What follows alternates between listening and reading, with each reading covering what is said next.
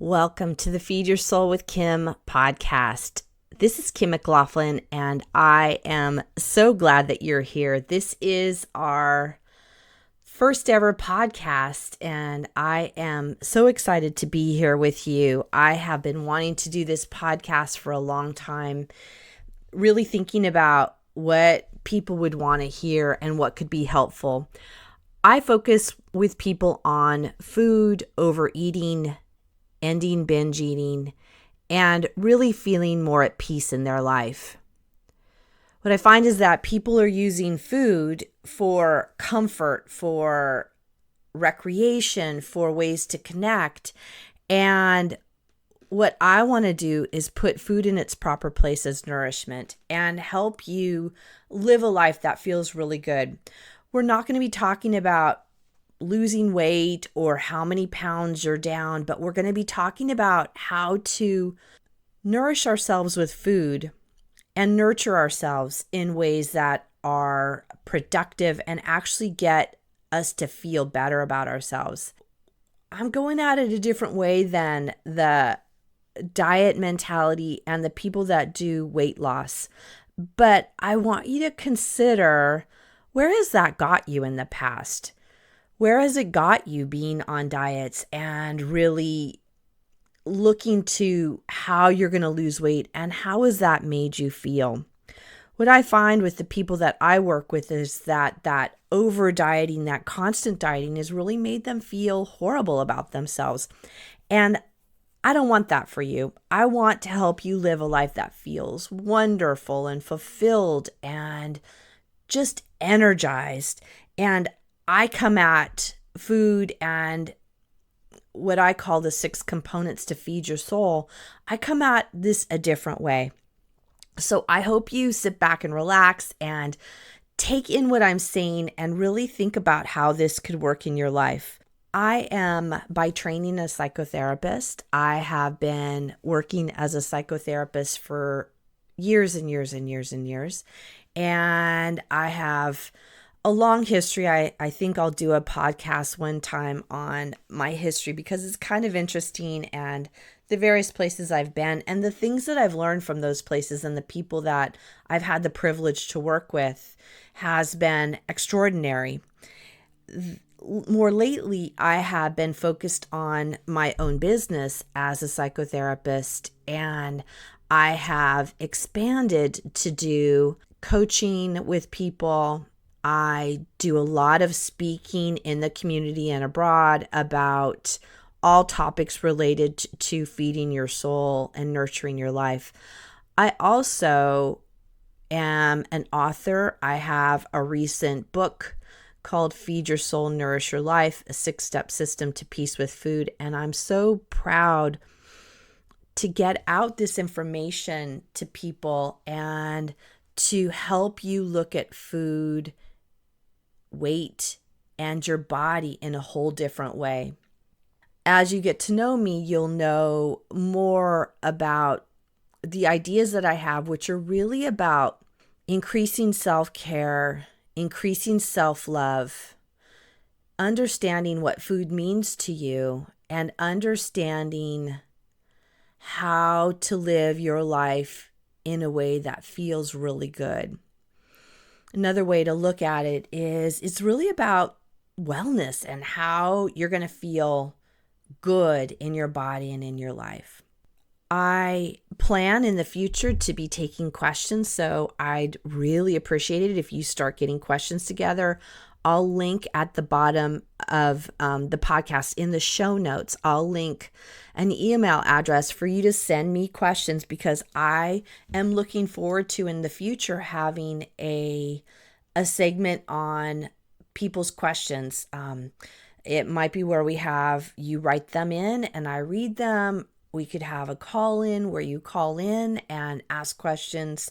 I'm not quite sure. I'm really looking for all of you to help lead me in what direction you want to go. I'm also looking for what interests you in terms of overeating, food issues, weight issues, over dieting. How is emotions connected to overeating? I'm really looking for your ideas about what you want to have on these podcasts. I have a whole year's worth of ideas, so I have plenty, but I really want this to be about all of you and what are you searching for and what are your questions, but also what would be an interesting podcast for all of you.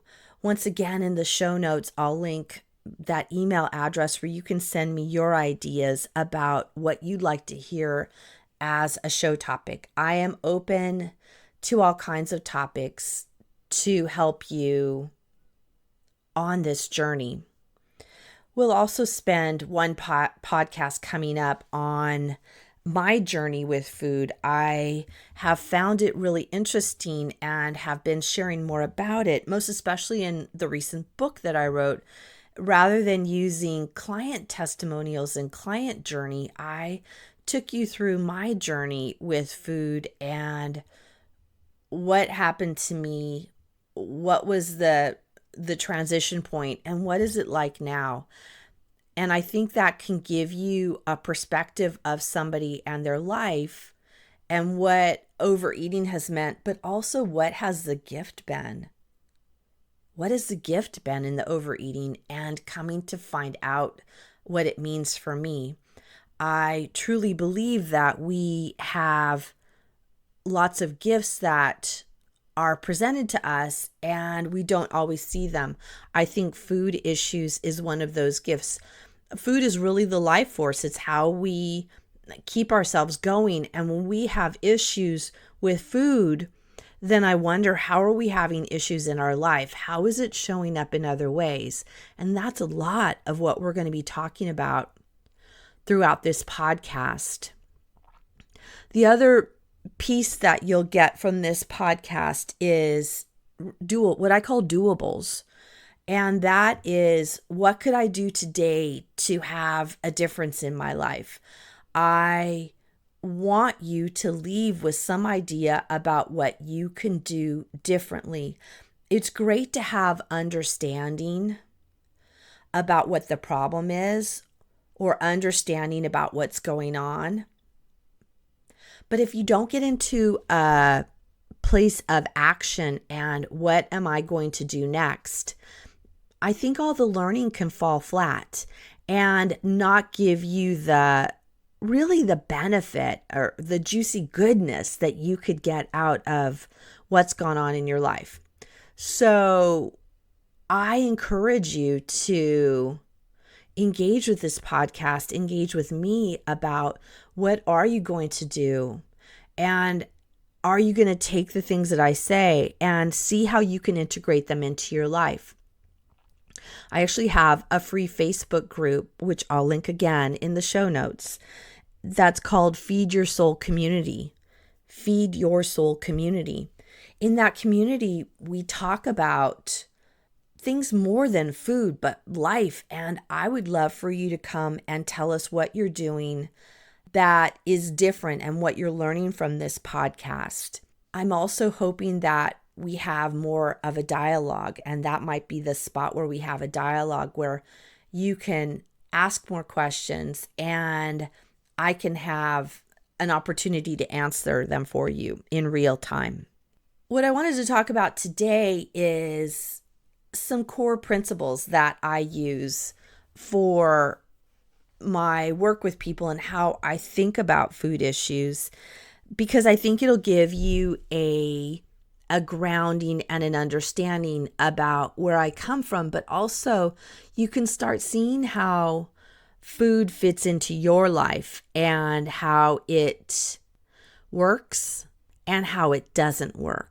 These are my 6 core principles, core concepts that I use to help people feed their souls.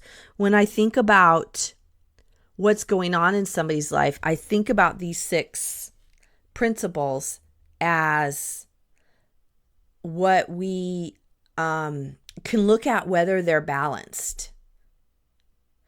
So part of this is looking at, am I balanced in my life? Are things balancing out? And as I go over these 6 core principles, You can see when you're out of balance. You can see which areas aren't working. What I find fascinating is with everybody I talk to and work with on these principles is that they are never out of balance in just one of the core concepts. They're never out of balance in just one. It's often 2, 3, 4, 5. Many times it's all 6 areas. And that's why food feels so controlling and like you can't get a handle on it. People talk to me a lot about wanting to feel in control over food or feel like they've got it handled. And I think that food issues show up as a way to tell us when we're out of balance. That's the gift. The food telling us when we're out of balance. Let me go into the core concepts right now and give you all of them and start imagining how they are fitting into your life or how they're out of balance in your life. And that will give you an idea about what might need some work for you. And what we'll do is as we go on each week in this podcast, we'll talk about what are specific strategies for these core concepts that you can engage in to make some big shifts in your life. So I'm going to tell you all the 6 core concepts first, and then I'll walk through them each, not completely in depth, but in a little bit more depth.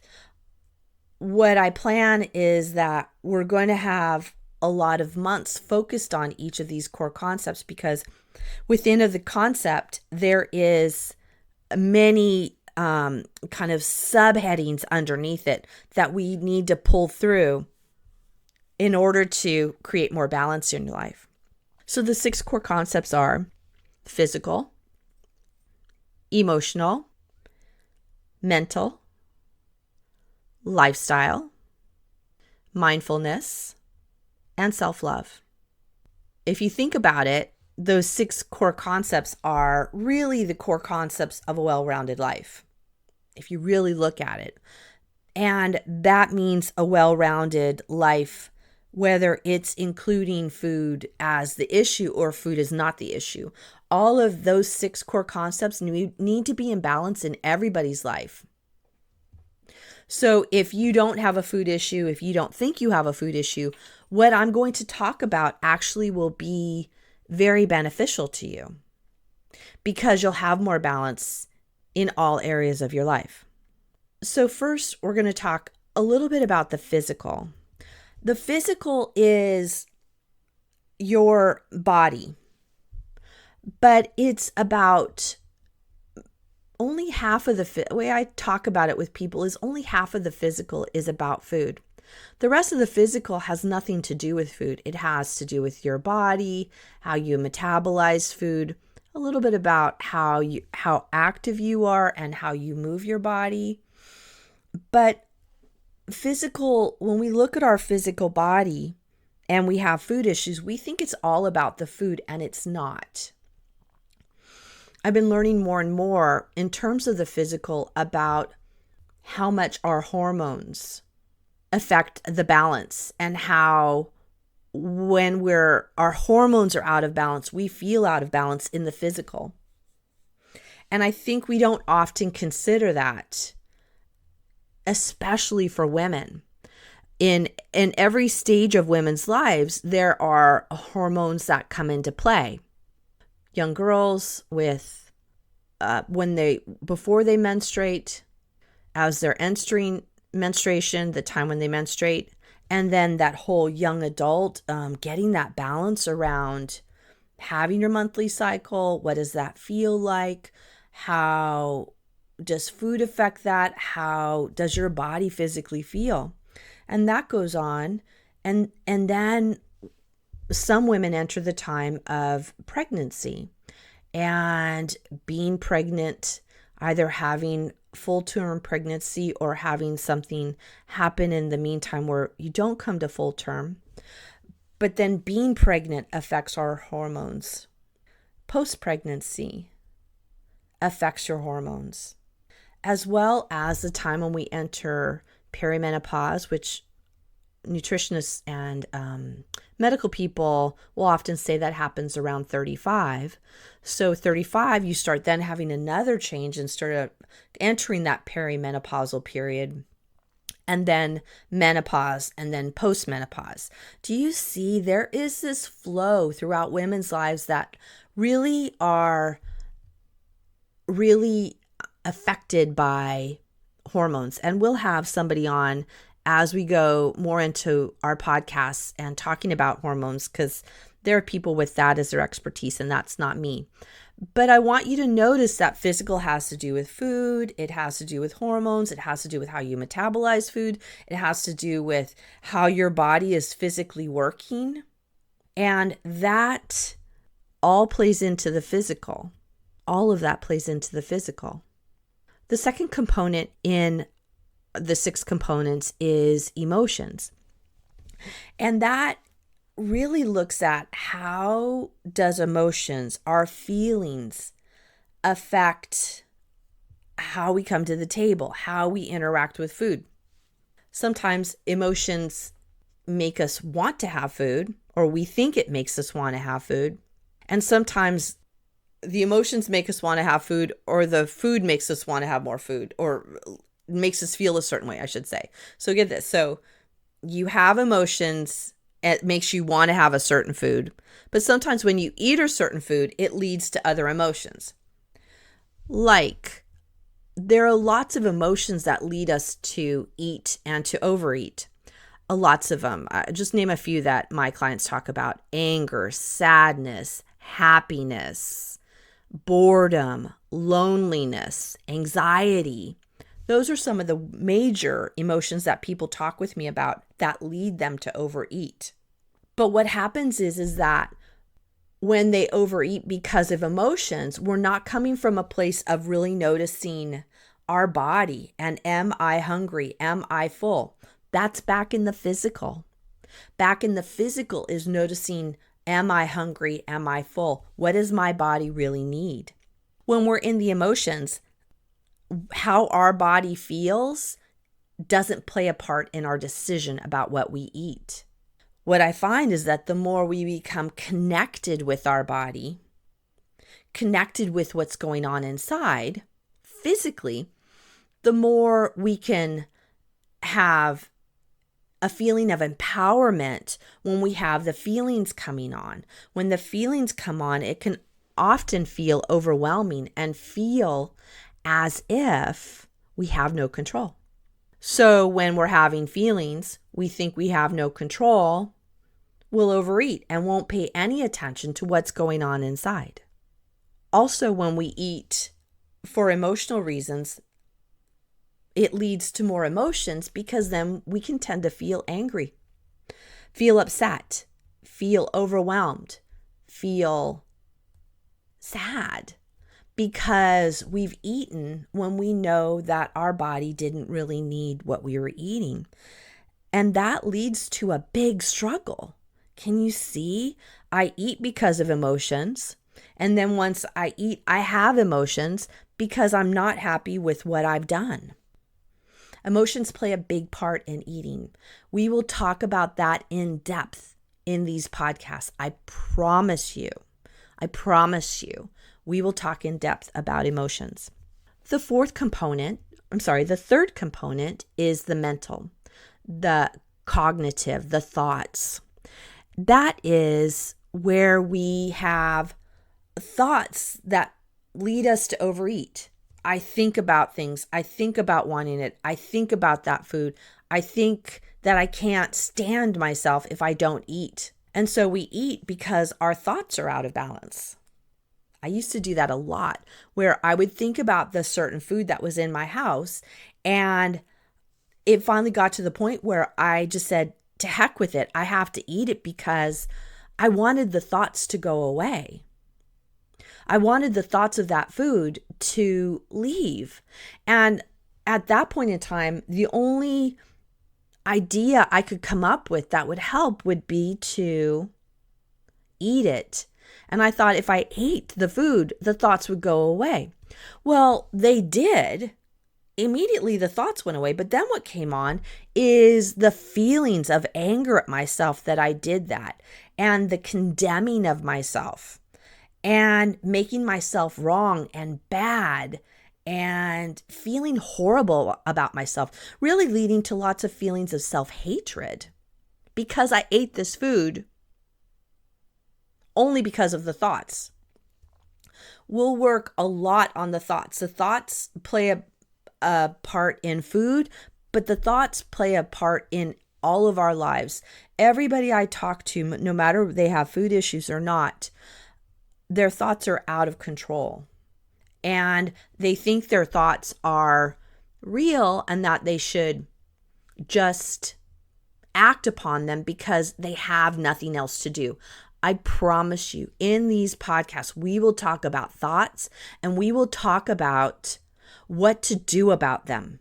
Specifically, I will give you clues, tools, techniques, doables that you can do immediately to really affect a change on your thoughts. The fourth area is lifestyle. Lifestyle is huge. Lifestyle encompasses your family, your friends, your work. I include some about exercise, about how we fit it into our daily schedule. The daily schedule is a part of lifestyle. Education, vacations, holidays. Lifestyle is a huge component. We'll be talking about those a lot, most especially when we come near to different holidays. I am a strong proponent of having ideas and plans and really talking through how the holidays, how vacation, how all of these days that have a symbolism to them, how they show up in overeating. And I have ideas. I have things you can do. I have lots of things you can do. So I promise you, as we come into holidays, as we come into vacation time, I will give you ideas about what to do to affect a change around food in your life that makes you feel peaceful in all areas. The fifth area is mindfulness. And mindfulness is so important. It is being centered and connected inside of yourself. Some people will really hear when I talk about it, will hear more of a spiritual idea about it. It doesn't have to be about religion. It doesn't have to be about God. It can if that fits for you, but it doesn't have to. It's about how you feel connected with your inner self and with your higher sense of purpose. And I know that people can get out of balance in those areas, and it shows up in food and overeating. But it can also show up in feeling dissatisfied in your life and feeling unhappy. Being more connected mindfully is a strategy and a goal. And I want to help you with that. I want to see you more mindful, more connected to yourself and to that guidance that will help you all along the way. It's one of the most important things you can do is have that inner connection to that greater purpose, but also your inner knowing. The last area, the sixth area, is really what I call the most important area. And I put it last because generally when people have food issues, they want to hear about how to manage food and how to take care of themselves around food. So I saved the most important for last because I'm confident you'll all resonate with it and its importance. The last area is self-love. To me, self-love embodies self-love, self-worth, self-esteem. It's all of those components together. And what I find is that consistently people don't feel a sense of self-love. And actually what I find is more often than not, there's a sense of self-loathing and self-hatred. The antidote to that is self-love, but we don't know how to find it. We've lost our way a lot of times about how do we feel that we're okay. What people tell me is that they think that if they focus on self-love or self-esteem, self-worth, that they're being selfish. I say yeah, bring it on, because it's not selfish in a negative way. It's self-full. It's being full of yourself. The more you are full of yourself and who you are and who you bring to the table and who you're meant to be, the more positive you feel, the more peaceful you feel. And I promise you, the more food will be in balance for you, the more you practice self-love. The problem is we don't know. Sometimes we've been so far away from that we don't know anymore how to get to that spot, how to get to that feeling of self-love. If that's up for you, I'm your girl. I've got clues, I've got tips. I can help you get there. And that's another piece, big piece of what this podcast is about, is how are we all going to come and feel this sense of fullness within ourselves. That's where self-love is critical. So you can see I have a lot on my plate about what I want to talk to everyone about to give you all of this goodness. I wanted to set it up today on our first podcast to let you know what's coming. What's coming is a look at all of these areas and even more. I have big plans for this, and I have big plans for all of us to feel empowered together, to feel peaceful in our lives together. Another piece that I'll add to this puzzle of what we've been building today is we'll look every time at self-care. What's going to be a self-care technique you're going to do? What's something you're going to do to take better care of yourself?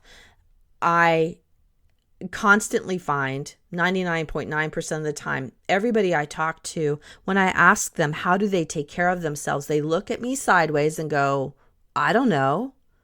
Or they look at me sideways and go, what's that? Because it's been so long since they've done anything to take care of themselves. If that is you, this is the place for you to be, because we will go over consistently self-care tools, self-care techniques. How is it going? If you're using them, if you want to learn more, I really recommend you go to the Feed Your Soul community Facebook page and ask to be added, because I'm all in with self-care. It's a critical tool for you to use. This podcast has been on my radar for a long time, and I so appreciate all of you showing up today for the flagship first podcast. And I want to leave you with an idea of looking at all of these 6 areas that we've gone over, and where do you feel imbalance and where do you feel out of balance? Physical, emotional, mental, lifestyle, mindfulness, self-love. Do they all feel like they're balanced, or do they feel kind of out of balance? If they feel a little out of balance, you are in the right place, because we are going to get that balance back for all of you in all of the weeks ahead. You can expect this podcast every Monday will go live, and you can sign up on the different podcasts. Please, I would love it if you would subscribe to this podcast so you can be notified when it's ready. And also leave a comment. It's really the lifeblood of these podcasts, is to leave a comment, ask a question, tell me what's going on. What did you like about this podcast? Because that will help everybody know that this podcast is valuable and it's helpful. The other thing I really need from you is to write a review. Leave a review. What did you learn? What did you like? Encourage your friends to listen. The more people that listen, the more reach we have, and the more people that will have feeling better. Also, the more people you can talk to using the same kind of language. You can use this language with them because they'll know what you're talking about. So please share this with your friends. Let them know that the Feed Your Soul with Kim podcast is out there, because I want to reach as many people as possible. So what I promised you is that at the end of every podcast, we would have a doable for you to do. And this week's doable is, I want you to think about all the 6 areas and how balanced are you in them. Where do you feel a higher sense of peace with the area, and where do you feel not so well? I like to think of them like on a Likert scale from 1 to 10, 1 being not so good, 10 being excellent, and go through all the 6 areas and rank them for yourself. And as we go through this podcast, you'll know that there will be certain areas that you really got to pay attention to and really got to get the self-care tools because you want to increase those areas. And I'll list those 6 areas in the show notes so you can have them and have access to them at the end. I'm really happy to have this podcast with all of you, and thank you all for listening. I'll see you next week. Bye-bye.